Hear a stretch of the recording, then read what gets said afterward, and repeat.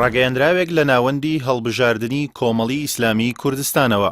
هاو نیشتیمانیانی بەڕێز، دەنگدەرانی ئازیز، هەر لە سەرەتای دەستپێکردنی هەڵمەتی بانگەشەی هەڵبژاردنەوە هەتا ئێستا ناوەندەکەمان زانیاری زۆری لەسەر پێشێلکاریەکانی ژمارەی قەوارەی سیاسی تۆمار کردووە، بە تایبەتیش ئەوانەی پەیوەندیان بە پرۆسەی دەنگدانی تایبەت و هێزی پێشمەرگەی کوردستان و کارمەندی هێزە ئەمنیەکانەوە هەیە.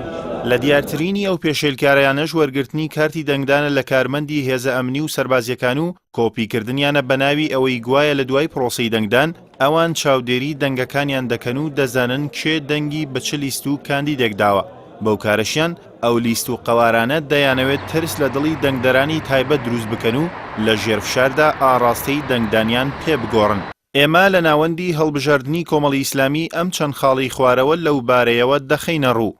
یەکەم، ئەو کارە پێچەوانەی هەموو یاسا و ڕێسا کارپێکراوەکانی هەڵبژاردنە لە کوردستان و عێراقدا و هەر کەسێکی شپەی هەڵبسێت سەرپێچی یاسایی کردو و ڕوبەڕووی سزایی یاسایی دەبێتەوە.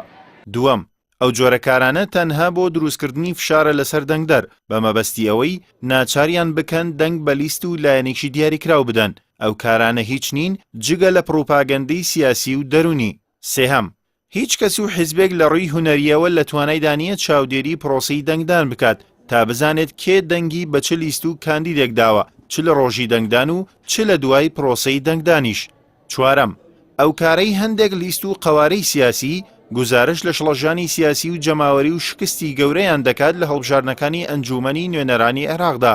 ئەوان چاک دەزانن کە لە بەردەم شکستی گەورەی جەماوەریدان بۆیە دەست بۆ چڵەپوشێکیش دەبن بۆ خۆڕزگارکردنیان.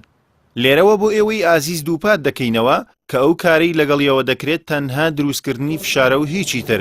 کەس ناتوانێت ئاگاداری پرۆسەی دەنگدانەکەتان بێت تاوەکو دوای ڕوبەڕووی سزا و نانبڕین ببنەوە. بە درێژایی هەڵبژاردنەکانی ڕابردووش ئەو حیزبە شکست خواردووانە پڕۆپاگەندەی بڕینی فۆرمی خۆراکیان لە خەڵکی دەکرد، بەڵام ئێستاشی لەگەڵ بێت نەیانتوانیوە ئەو کارە بکەن چونکە نەیانزانیوە کێ دەنگی بە کێ داوە. داوا لە هێزی پێشمەرگەی کوردستان و ئەندامانی هێزامنیەکان و دەنگدەرانی تایبەتیش دەکەین کە لە ڕۆژی دەنگدانی تایبەتدا بە دەنگدانتان بە لیستی کۆمەڵی ئیسلامی کوردستان ژمارە 104 تۆڵەی خۆتان لەو هێز و لایەنانە بکەنەوە کە قوربانیدانتان لە شەڕی دژ بە داعش بە فیڕۆدان و هەر لەگەڵ تاوەبوونی ئەو شەڕە ستەمی موچیان لەسەر ئێوەش زیاد کرد و لە هەموو بەڵێن و پەیمانەکانیان بەرامبەرتان پاشگەز بوونەوە. هەر شاد و سەرفراز و سەرکەوتوو بن.